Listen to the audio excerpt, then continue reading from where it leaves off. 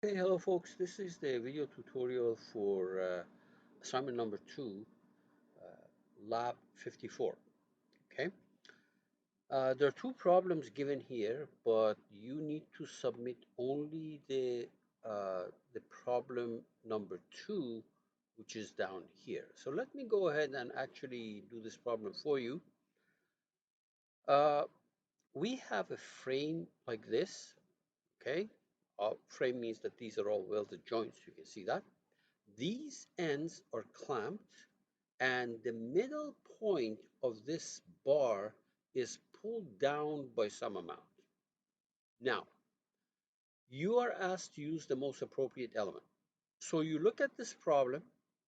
With these dimensions that's given, this is the setup that we have. You should not be modeling these things with solid elements. Solid elements are the pyramid-like type thing in CATIA, which are called tetrahedral element, octree tetrahedral element. You should not be using those. You should be using beam elements. Okay, this is a problem from an old test, and there was quite a bit of point deduction if somebody said that, oh, I'm gonna do this thing with solid elements. Be my guest.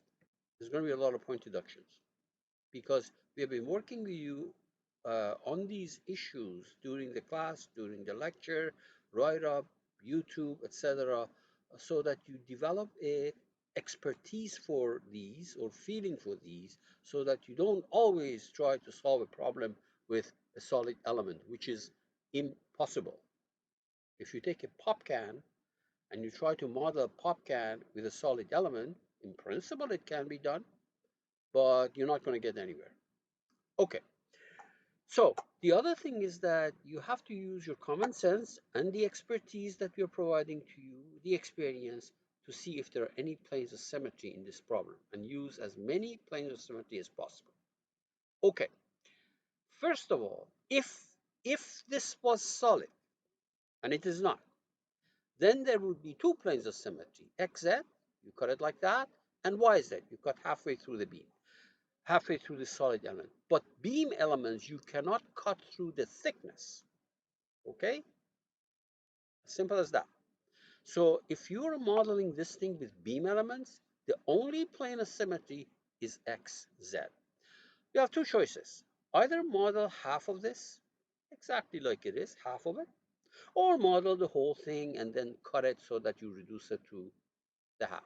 That's entirely up to you. I'm going to go with a simpler case that I'm going to model half of this. And the other thing is that you have noticed that there are two ways to do these problems. You can create this thing as a sketch in some plane, say for example, ZY plane, and then join that sketch and proceed.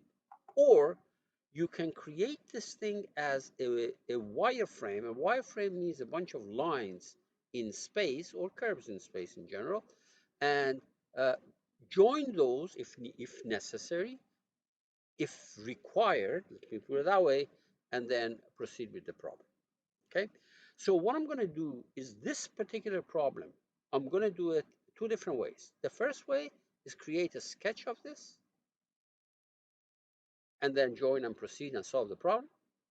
And then I'm going to come back and repeat that problem where I create this as a wireframe. Okay, all right. So let's go ahead and do that in CATIA. We go there, File, New Part. Okay, immediately save it. File, Save Management, Save As, on my desktop, new folder.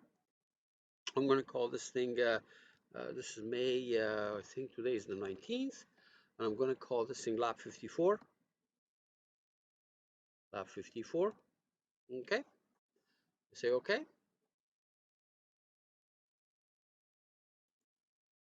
and give it a name. So I'm going to call this thing your student ID number 987654321 dash your name. Let me call you Euler, your last name. Okay, then let's call it Lab 54.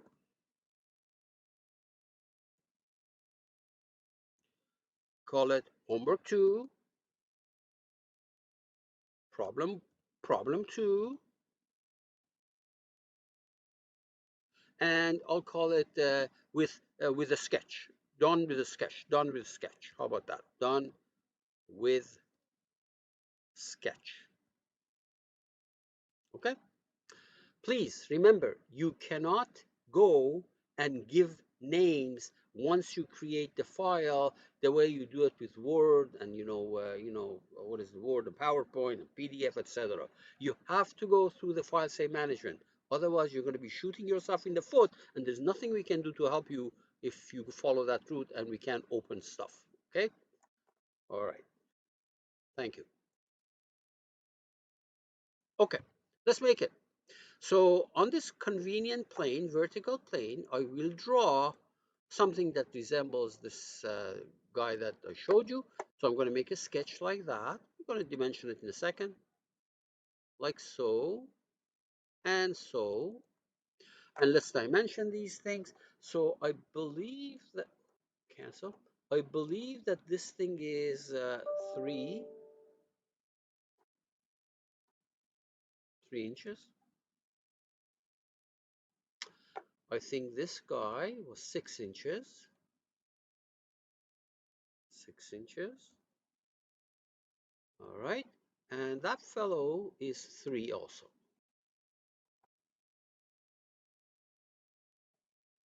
Let me quickly take a look at that. Yep, yep. Exit. Do not forget to join this. And join is in generative shape design. Join. It was already orange, which was selected. That's why I picked it up here. I don't have to go select it. If I go select it again, it's deselects it here, and then again you have to select it. That's fine. Let's apply material properties to it. I think this was the properties of steel, metal default properties of steel, right there. This is it. So before I go any further, let me remind you that the cross section of this frame structure is circular, therefore I don't need an orientation point.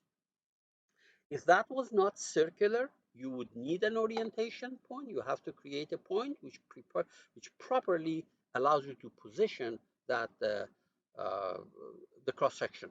Okay, the first problem that I'm going to do, I'm going to do later. I'm going to try to make it the cross section as non-circular, and even if it is circular in the problem statement, I'm going to make it non-circular, and I'm going to need an orientation point that we're going to decide. Okay, this is all done. So now we're going to go to generative structure analysis. CATIA does not see a solid object. It doesn't do any meshing. So we have to do it ourselves. Here is the beam mesher. You select that. And if I had not joined this, I would not have been able to select. Okay? You say okay. Creates the mesh. Double click on it. Let me tell you that this parabolic element does not work. Okay, so don't use this thing. If you do, it's going to give you an error message before it runs. It says, I can't use this. So you have to go back check it. Go back and check it. Now, this is the size of the element. So each element on these edges is going to be 0.3, 0.3, 0.3, 0.3, all the way to the top. Okay. Now, let me show you something else. Right click, mesh visualization. If you get close enough, you see the elements in that corner. On this side, there's element 40 goes between node 41 and 3, and on this side also goes between node, this time 14 and 3. The point is that they have a common node here. Now, if you don't have a common node, if you don't join it, you're not going to get common.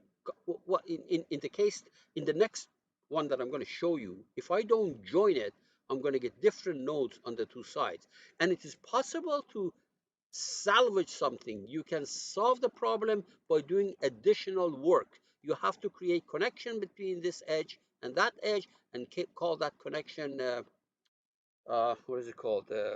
Rigid connection, etc. Actually, yeah. So we will do problems like that later, not now. Okay. So deactivate this mess, this not mess, this mesh. Okay. All right, and cross-sectional area right there. This is the 1D property, cross-sectional area. The support is right there. It is not a rectangle, it is a circle. And the radius of the circle, you click on the wrench and you read this thing carefully. What does it say? Diameter is 0.25, radius is 0.125. So that's going to be 0.125. Say okay.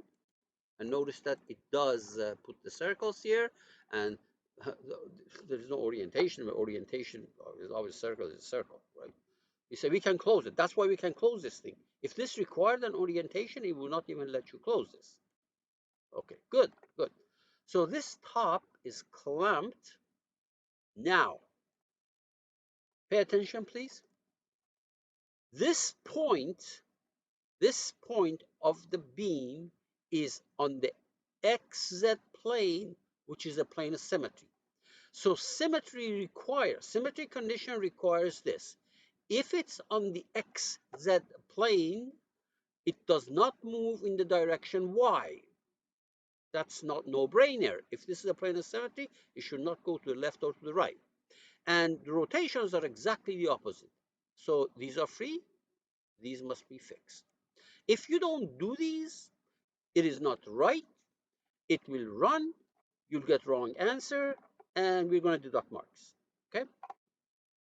Good. So this one, let me also call it, this was symmetry. How about that? Just so that I can debug it later. Symmetry. Now, I want to push this thing down. Let me hide this guy. I want to push this thing down. If you're going to push it down, first you better give it a 0 value. So let me uncheck all of these. 0 value in the downward direction. It's only now that you can specify a value. So you go to the enforced displacement.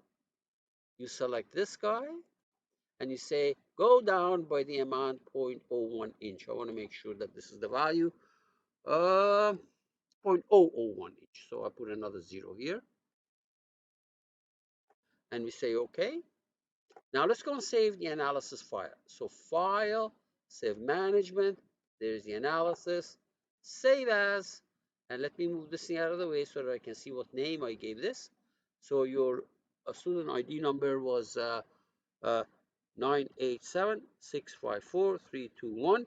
Your name was Euler. Okay, what else? What else I have associated with this? Lab is 54. Is homework number 2. It's problem 2. It is done with the sketch. Okay? And then analysis 1. Before I say okay, let me remind you on the test, on the midterm, you're going to have, I don't know, 4 problems saved. There's going to be problem 1, problem 2, problem 3, problem 4.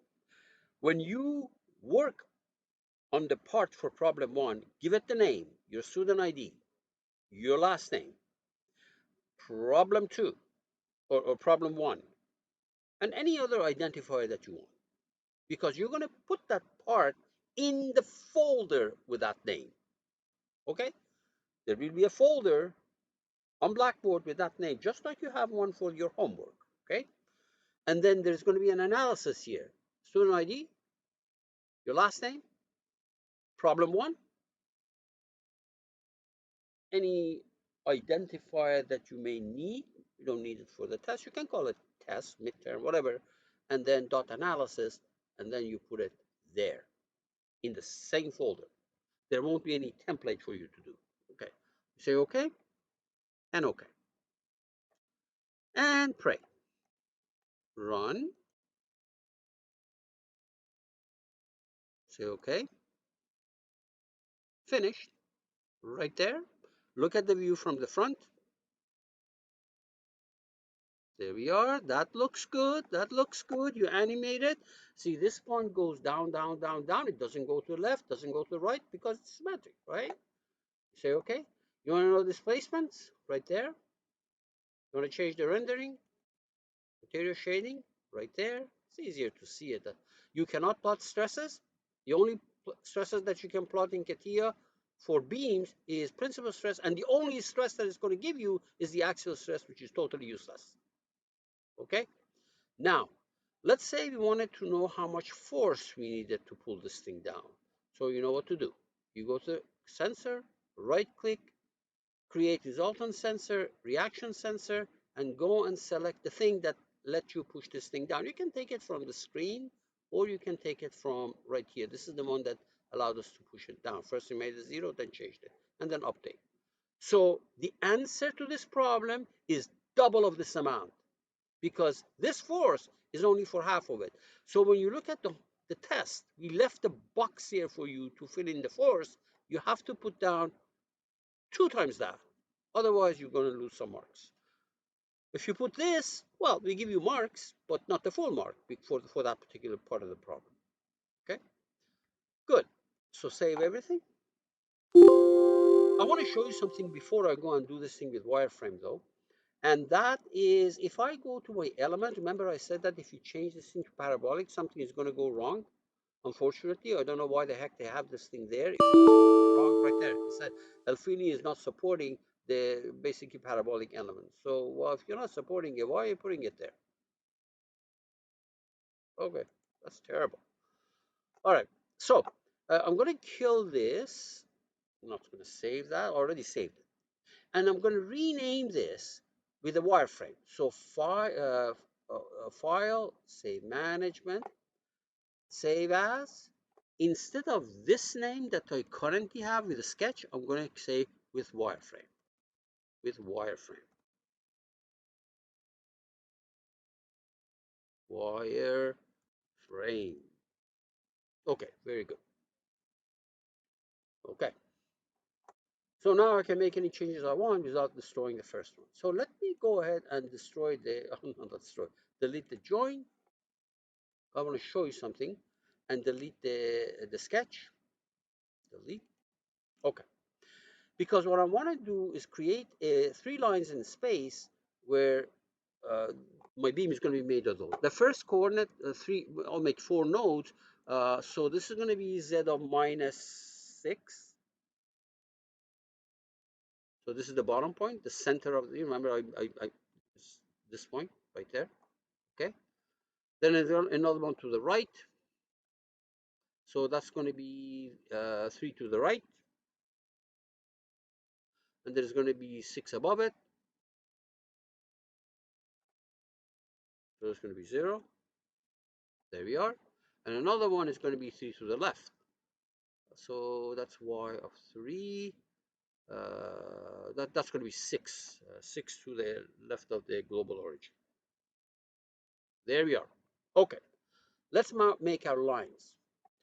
Line from here to here. 1. Another one from here to here. Very good. Another one from this point to that point. So I created my geometry like that. First of all, make sure you hide these points, because you can inadvertently put the loads and restraints and things like that at these points instead of the vertices of the lines, and that's not going to, is not going to take those into consideration. It may run, but you're going to get 0 stresses because you put the force on a point, okay, not a vertex. Okay, good, good. Now, you join this. If you do not join, then you're going to have to mesh this line by itself, and mesh this line by itself, and mesh this line by itself, and at the interface you have different node numbers. Now it is possible to fix that, but you have to create a connection, analysis connection, a connection between the vertices of these 2 lines, and make that connection rigid. We have not done things like that. Don't shoot yourself in the foot. It is possible to fix this another way, and that is by going to the advanced meshing tools that I'm trying to avoid doing that for you in this course. Okay, so join these three so that you don't run into those issues. Okay, when you join it, the whole thing is going to get meshed by itself all at once, and there will be no duplicate nodes at the corners. Okay, let's apply material properties on this. Metal on that part, steel. I'm assuming it was steel. Okay, good, excellent. Now this is all done. This is all done. And I don't need an orientation point because the cross section, remember, was circular. So we're going to go to generative structure analysis, static analysis, get the beam measure right there. CATIA does not see a solid object. It does not try to mesh anything for you. It's right there, beam measure. When you select this, the whole thing is going to get meshed. If you had not joined these would have had to be picked one by one, and therefore when it's meshed, they have duplicates different nodes at the same location from both sides. All right, so that's good. Let's define the cross section. There's the 1D property. There's the join. Same circular, same radius size. If nothing has changed from the last time, we can close it because there is no orientation point needed. The circle. Let's apply a restraint here. This is a clamp. Okay. Before I do the rest of the problem, let me save this thing. File, save management. There's the analysis. I'm going to save as. It's exactly the same name as the previous one. The only difference is towards the end, I save with wireframe. Instead of me typing it, because I know everything was going to be the same, wireframe. Okay, say OK. And say OK. Very good. Now, this is a point of symmetry. This is a symmetry point on the XZ plane. So we're going to make user-defined restraint. This is on the XZ plane, so it does not move in the direction Y. XZ plane does not move in the direction Y. And this is a no-brainer. Just look at it. If you're claiming this is a point of symmetry, in other words, stuff on the left is the same as stuff on the right, it cannot go to the left or cannot go to the right. So if it's XZ plane, no displacement perpendicular to it, which is Y. And rotations, don't forget to check these because that's critical. Okay? If it doesn't move in direction Y, then it's free to rotate about the Y-axis. And these two were free, now you have to fix them. That's what displacement is for beams. And the same thing with the shell that we're going to do later on. Now, this particular restraint that I created was because of symmetry. Just so that for debugging purposes, I should have called this thing symmetry, so that if I look at these, I know which one is which. This was symmetry, okay? Very good. Now, I want to push this thing down. So let me hide this so that it doesn't distract you. I want to push this point down. Pushing it down by some amount first means you have to make it go down by 0 amount. So let me uncheck all of these except for displacement in direction Z. And now I can go and check it. So go to enforce displacement, select this guy, and 0.001 downward. Save everything, and run. So run. You're going to get the same numbers. Oh yeah, one thing I didn't forget actually. I did tell you that you need the amount of force needed to push it down. We're going to find out. Okay, so there we are. You can see that displacement, same stuff. Can plot the von Mises stress. If you want, you know, average ISO, you're going to get it. If you want to know how much force, the same as before. Put the cursor there, right click, create resultant sensor, create reaction sensor, select the thing that allowed you to push it down. Okay, this. Don't select this. You can select it, but it's garbage. It's not going to give you what you want.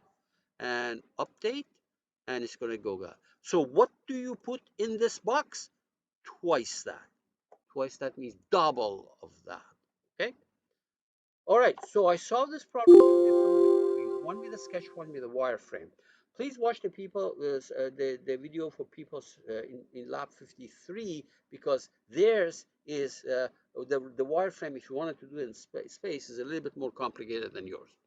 Now let me go ahead and do this problem. Problem 1. Now, no dimensions are not given here, but I'm going to assume that these are, say, let's say 4 feet, 4 feet, 4 feet, and 4 feet. Okay. Cross section is rectangle 1 by 1. 1 inch by 1 inch, because this one doesn't actually tell you what the cross section is, because in Dr. Green's class for deformable bodies, whoever taught you, you had to calculate. Once they told you what the cross section was, you had to go and find the eye. Okay, so I'm telling you that I want the cross section. I want the cross section to be square 1 by 1. Okay, 1 inch by 1 inch. All right, so let's go make it. Remember, I said 4 feet, 4 feet, 4 feet. Okay, something like that. Okay, you go there, get rid of this, get rid of that, start a new part file, part, right away save it, file, save management, save as. Now, if you're going to put the stuff in here, this is fine. So let me do it like that. Your student ID, these have not changed. This is problem 1, homework 2, problem 1. And I'm going to do it with sketch. Okay, we'll just do it with sketch. Sketch.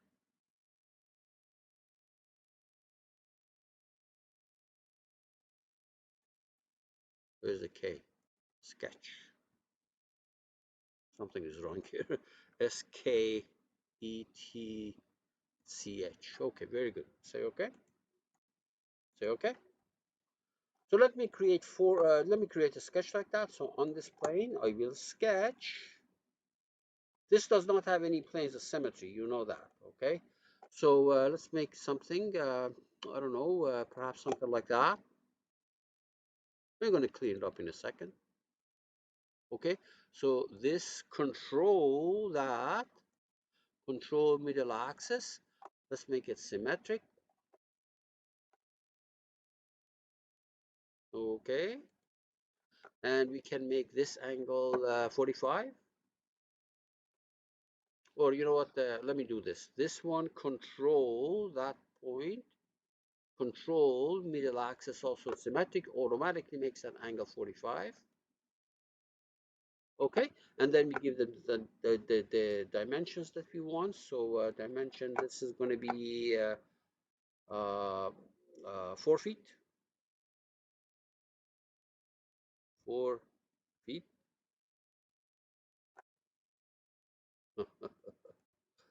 Okay, this one is going to be 4 feet. There are other ways of doing this thing so it's less disruptive. 4 feet. And, oh, you know what? I have to specify that angle. All right, that's fine. We'll do that. We'll do that. Okay, so let's specify the angle. I completely forgot. So this angle between that line and this line, we want it to be 45. What is this?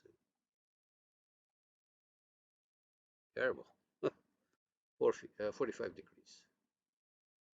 I think that's better. I hope. Oh yeah, there we are.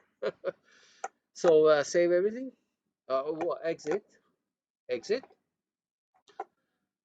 I did save it, so I've put a floppy. I need an orientation point. I'm going to create an orientation point which is a 0, 0, 0. Okay, because it's nice and convenient for me.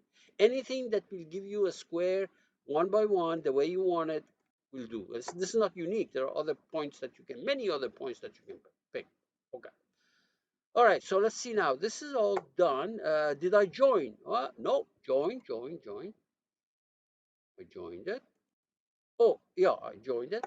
And apply material to it. Where's the material? Apply material on this part. Metal, steel. Okay, fine. And now we're going to save it. And now we're going to go to generative structure analysis. We do a beam measure of this. A 0.3 3. So let's make this thing 1 inch. Okay, remember there's 48 inches. 40. This is 4 feet is 48 inches.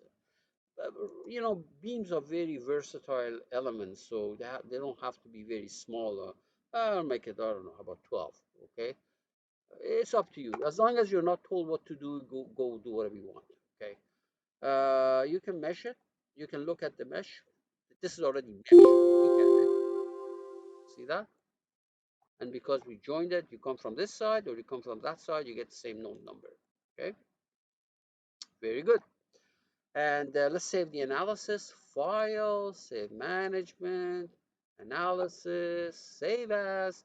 I'm going to use this name, except that I'm going to make it problem 1. How about that? Problem 1. Do not do renaming at the end the Microsoft way. Okay, it does not work. Deactivate. Cross section, 1D property. Select this guy. Okay, it's rectangular or tubular, actually rectangular. Oops. Notice that you can't close it. The size of it is 1 by 1, 1 inch by 1 inch. It won't let you close it because it wants an orientation point. Look, it puts something there which is kind of jumbled, it's rotated, blah, blah, blah. So you select the orientation point to be this point that I created, okay? And you'll notice, let me zoom in here. You'll notice as soon as I select that point, let me select it from the tree for you. As soon as I select that point, this thing rotates and it goes in the orientation that I'll just watch that red stuff. Ah, there we are. Okay, good, good, good, good. See, that's the way I want it to be. I know some of you are going to say, oh, how do I know what this orientation? Well, first of all, if it's a circle, don't worry about it. If it's not a circle, uh, here's the way it works. The way the algorithm works, it drops a perpendicular to the line. That's called the y-axis. The x-axis is along the line. Z-axis is perpendicular to it. So this is how it orients itself. So when you say a rectangle, if you check the box that I had, it says y and z. So if y is the perpendicular, z is x is along it, and z is perpendicular. There is a system. Otherwise, you can't do the problem randomly. Okay. Talk to me in the office hour if you want more information.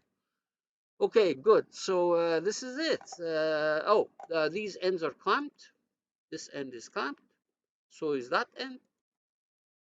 And we apply a force, some force in this at this point in the direction y. So let me put down, I don't know, y.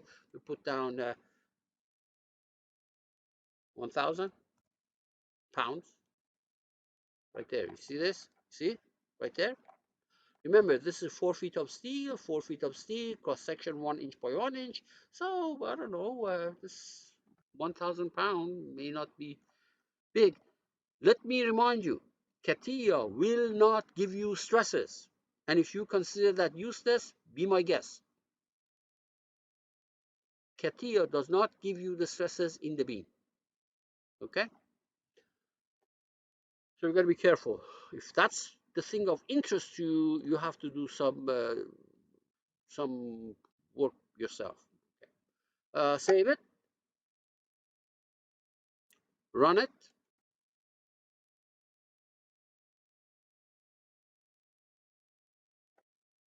That's okay. There we are. I'll look at the view from the front so that you can see it better. And look at the deformation. Yeah, yeah. Now, you might say, oh, whoa, whoa, what happened here? No problem. Go, first of all, change the scale to default. Okay, so what this is telling you is that let me go and change those element sizes. Okay, let me see what happens. So let's go here to element size. Let me see, 12 inches. So let's make this thing, I don't know, 1 inch.